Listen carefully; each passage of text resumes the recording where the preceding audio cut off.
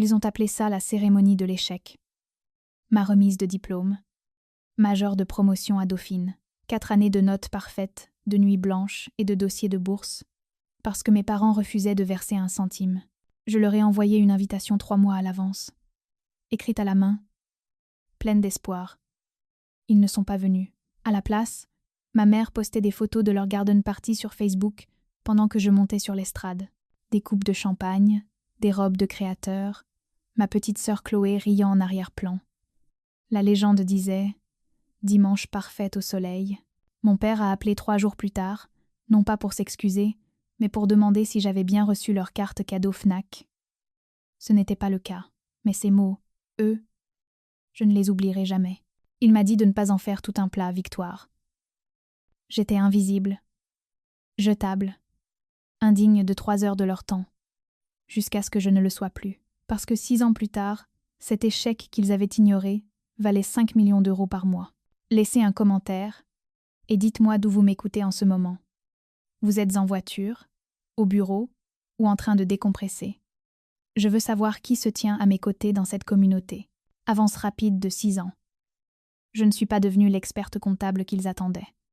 Je suis devenue quelque chose qu'ils ne pouvaient même pas nommer. Une architecte de forteresse invisible. Dans le bourdonnement silencieux des salles de serveurs, j'ai construit des murs pour protéger des secrets valant des milliards.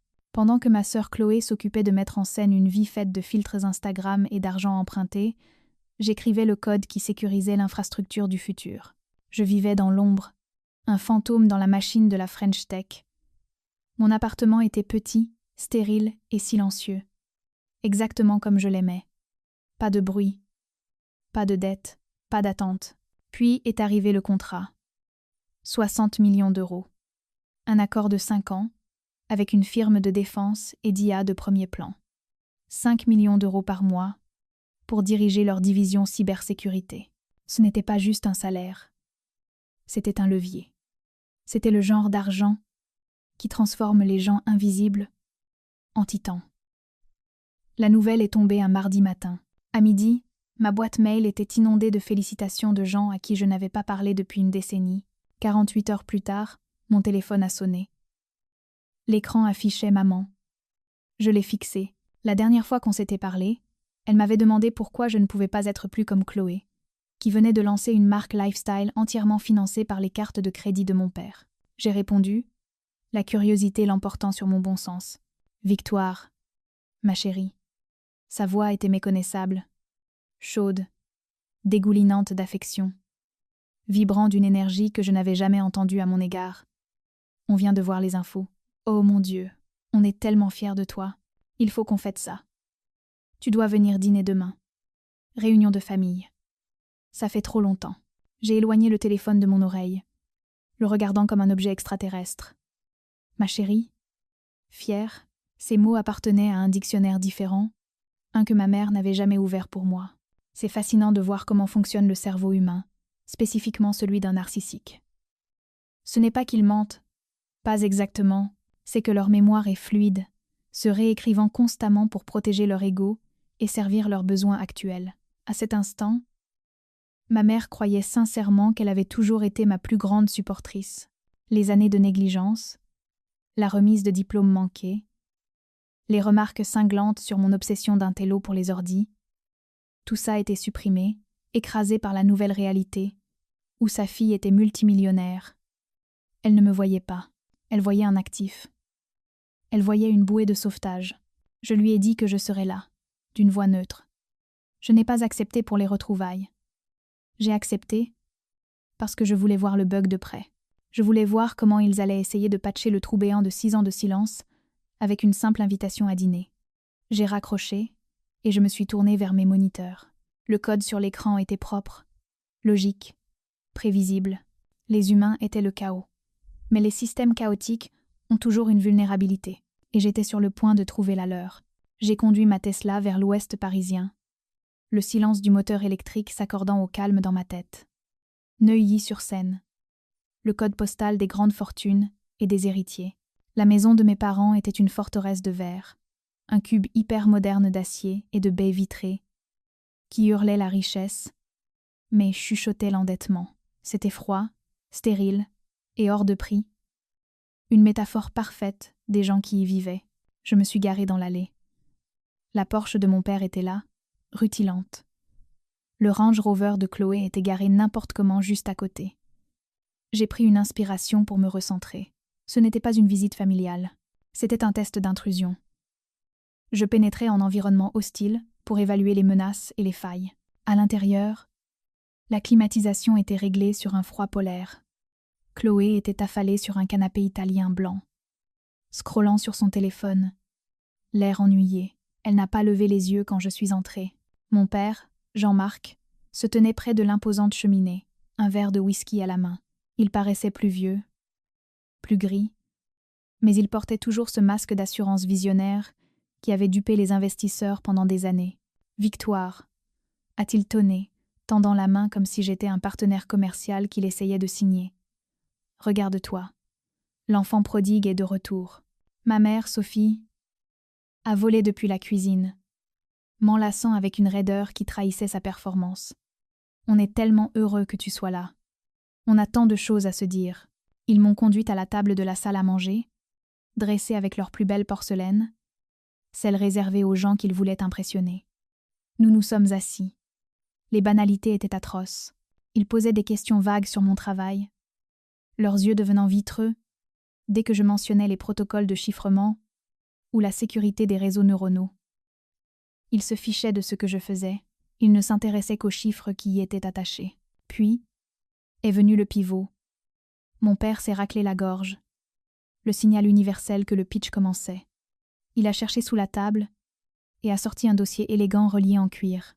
Il l'a fait glisser sur la surface en verre vers moi. « Etherminds », a-t-il dit, sa voix descendant d'une octave pour paraître sérieux. « C'est le futur. Victoire.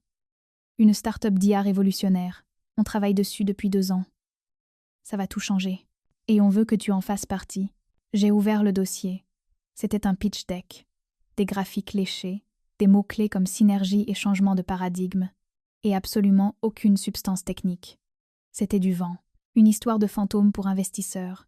On lance le mois prochain, a ajouté ma mère, les yeux brillants. Mais on a besoin de capital d'amorçage.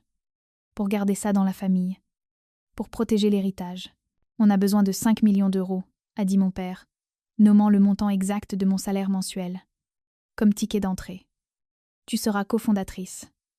Imagine, la famille Cartier, régnant sur la tech ensemble. J'ai tourné une page. Qui écrit le code ? Ai-je demandé. Ce diagramme d'architecture n'a aucun sens. La latence serait impossible. Mon père a balayé l'air de la main avec dédain. Ne t'embourbe pas dans les détails techniques ennuyeux, Victoire. Ça, c'est pour les geeks qu'on embauchera. Tu dois regarder la vue d'ensemble. Chloé gère la stratégie sociale. Son intelligence émotionnelle est le véritable atout ici. Et voilà. Le mépris. Mon expertise technique, la chose même qui me valait 60 millions d'euros, n'était encore pour eux que des trucs de geek. Puis est venu le coup de grâce. Mon père s'est adossé à sa chaise, un sourire suffisant aux lèvres. Tu sais, Victoire, on a toujours été dur avec toi. On t'a poussé, on ne t'a pas couvé comme certains parents. Et regarde-toi maintenant. Tu es une battante, tu es brillante. C'est notre œuvre, c'est le génie des quartiers. On a fait de toi ce que tu es. J'ai senti un rire froid bouillonner dans ma poitrine. Ils volaient mon mérite. Ils réécrivaient l'histoire de leur négligence, comme une masterclass stratégique de parentalité. Ils ne demandaient pas seulement mon argent. Ils revendiquaient la propriété du succès même qu'ils avaient essayé d'étouffer. J'ai regardé Chloé. Elle était toujours sur son téléphone, mais j'ai vu sa main trembler légèrement. Elle a levé les yeux, et pendant 1 seconde, son masque a glissé. J'ai vu la panique. J'ai vu un oiseau aux ailes coupées, assis dans une cage dorée, terriblement dépendant de la nourriture qu'on lui donnait. Être l'enfant roi n'était pas un cadeau. C'était une malédiction. Il l'avait handicapée par l'indulgence, la rendant incapable de voler, alors qu'il m'avait involontairement renforcée en me jetant hors du nid. Elle n'était pas partenaire dans cette affaire. Elle était un accessoire. Je leur ai dit que j'y réfléchirais en refermant le dossier. Le mensonge avait un goût de cendre, mais je devais sortir de là. Je devais lancer mon propre audit. Je suis sortie de cette maison de verre sans promettre un centime. Je n'ai pas claqué la porte. Je n'ai pas crié, j'ai juste enclenché l'autopilote de la Tesla et laissé la voiture m'éloigner de la toxicité de Neuilly. Mon pouls n'a même pas accéléré. Dans mon métier, la panique est un passif. On ne réagit pas à une brèche, on l'isole. J'ai conduit directement vers mon sanctuaire. Mon appartement n'est pas un foyer, c'est un centre de commandement. La salle des serveurs est climatisée, maintenue à 18 degrés constants. Le ronronnement des ventilateurs est le seul son qui a du sens pour moi. C'est le son de l'ordre, le son de la vérité. Je ne suis pas allée dormir. Je me suis mise au travail. Je me suis assise dans mon fauteuil ergonomique, les moniteurs baignant mon visage d'une lumière bleue froide. J'ai fait craquer mes jointures, et j'ai traité ma famille non pas comme des proches, mais comme une entité hostile, tentant une attaque d'ingénierie sociale. J'ai lancé un audit complet White Hat sur Etherminds et sur Jean-Marc et Sophie Cartier. Il m'a fallu moins de 40 minutes pour démanteler la façade. D'abord, l'entreprise. J'ai analysé le domaine d'Etherminds. Le site web était un template acheté pour 40 €. Le réseau neuronal propriétaire qu'il prétendait avoir construit, inexistant. Aucun dépôt GitHub, aucune trace de développeur, pas de directeur technique. Le scientifique en chef, listé sur leur présentation, était un modèle de banque d'images libre de droit. Etherminds n'était pas une start-up, c'était une coquille vide. Une pyramide de Ponzi classique bâtie sur des mots à la mode et des promesses creuses, conçues pour séparer les imbéciles de leur capital. Il n'y avait pas d'IA, il n'y avait pas de code. Il y avait juste un compte bancaire aux îles Caïmans et une liste d'investisseurs précédents qu'ils avaient déjà ruinés.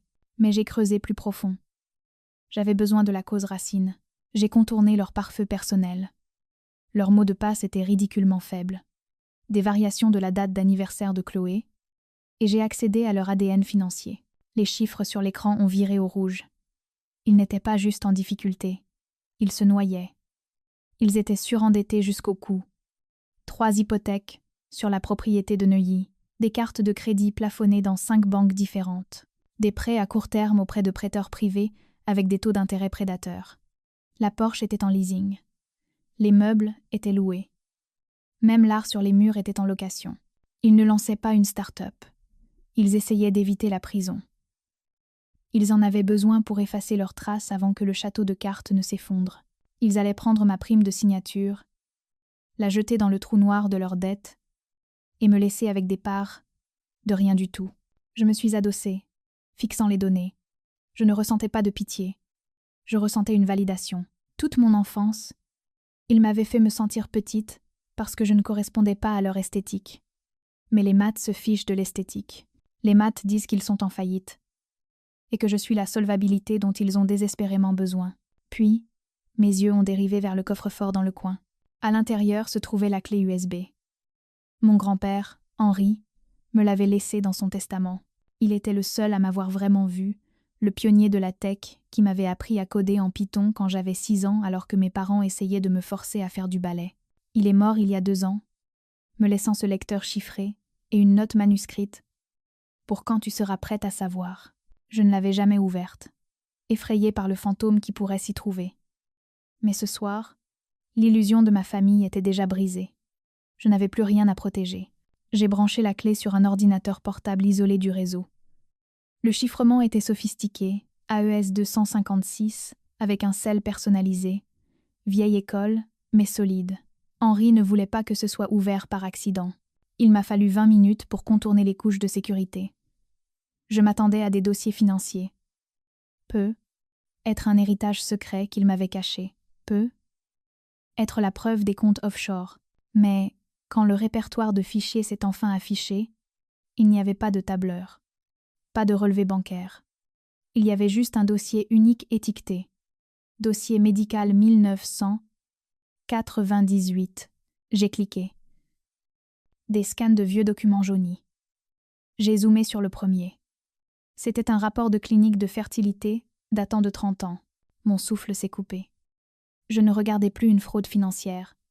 Je regardais le code source de toute mon existence. Et il y avait un bug dans le système dont personne ne m'avait jamais parlé.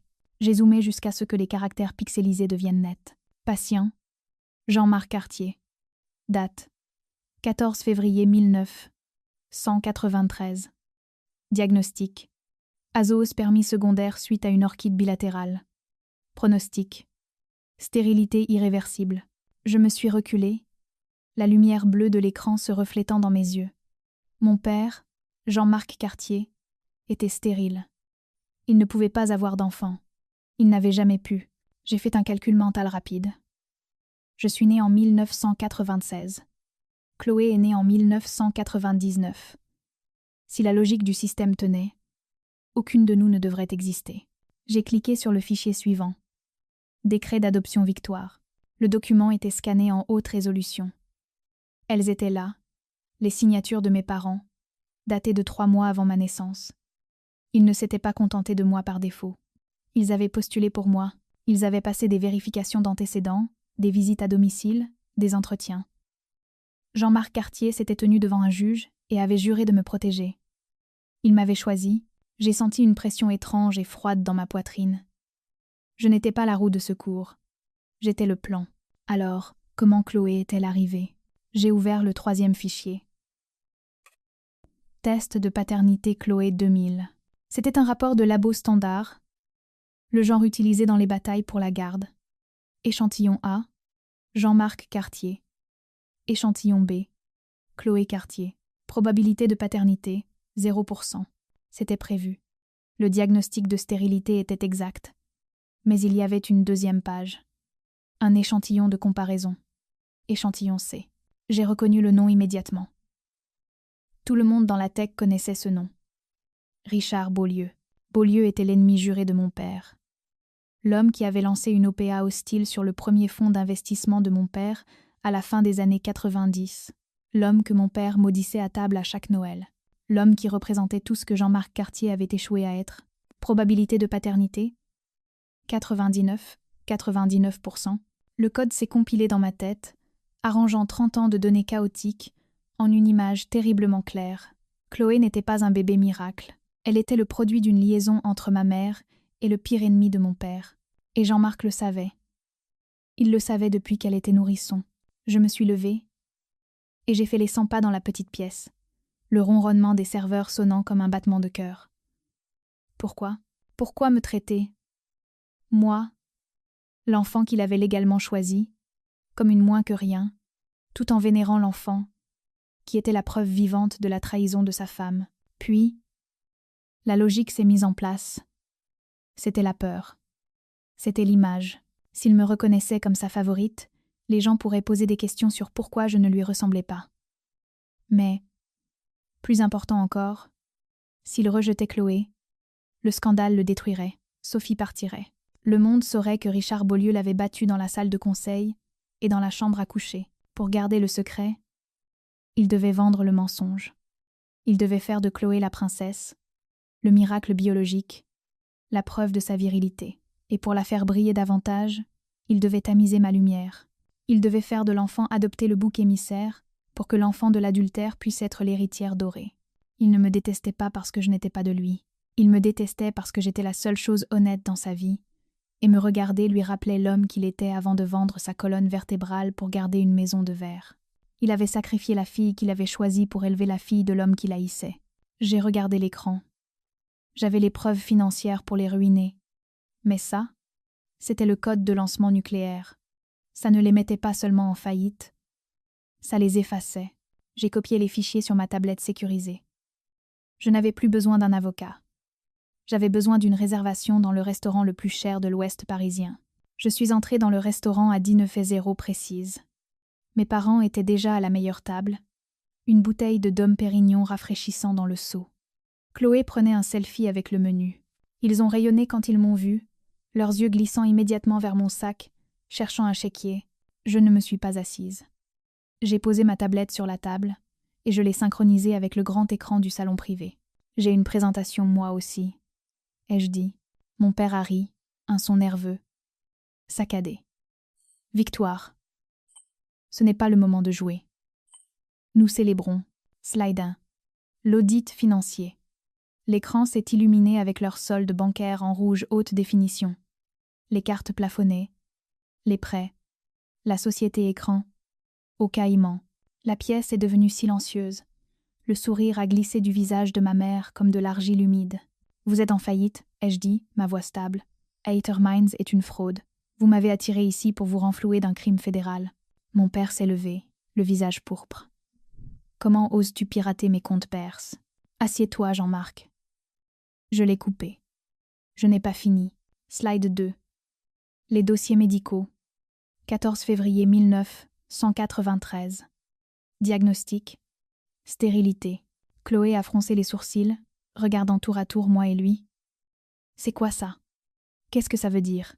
Ça veut dire, dis-je en regardant mon père droit dans les yeux, que tu ne peux pas avoir d'enfant. Tu n'as jamais pu. Ce qui nous amène à la slide 3. Le test de paternité. Échantillon A. Jean-Marc Cartier. Échantillon B. Chloé Cartier. Correspondance 0%. Échantillon C. Richard Beaulieu. Correspondance 99. 99%.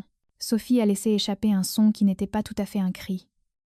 C'était un hoquet de ruine totale, suffocante.